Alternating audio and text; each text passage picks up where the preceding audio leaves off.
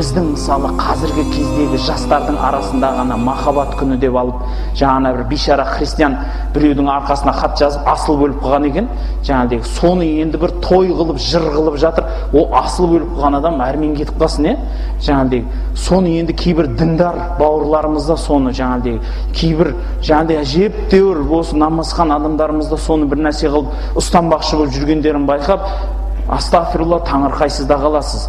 Соны бұл негізі түбін зерттеп келсеңіз, айдаладан шыққан мүлде христиан емес, айдаладан шыққан бір мәжустердің түпкі қиянында келгенде бір елде сондай бір жағдай болып, ұл туылу, қыз туылу, яғни перзент туылу азайып кеткен кездер болғасын, бір ақымақ патша бір сондай махаббат күнін тойлайық деп жұрттың бәрін кешке шығарып тыр жалаңаш қылып жібереді екен бет-бетіменен.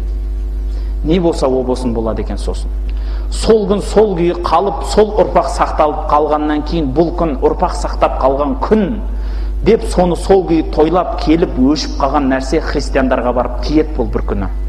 Соны зерттеген католиктің үлкен бір папасы жағасын ұстап, бұл нәрсені өзгерту керек, бұны жеңілірек нәрсеге өзгертейік деп, бұл махаббат күні, бірақ анандай бір жаман ойнас күн емес, бұны адамдар жақсы көрген адам өзін жақсы көргеніне махаббатын білдіре қойсын деп жеңілдетіп өзгерткен түрі ғана бізге келгендігі. Ал енді біз неге бұны армен қарай сол күйі өздерінің дәстүр өздеріне бисмилля деп жауып тастамаймыз сол бәлені?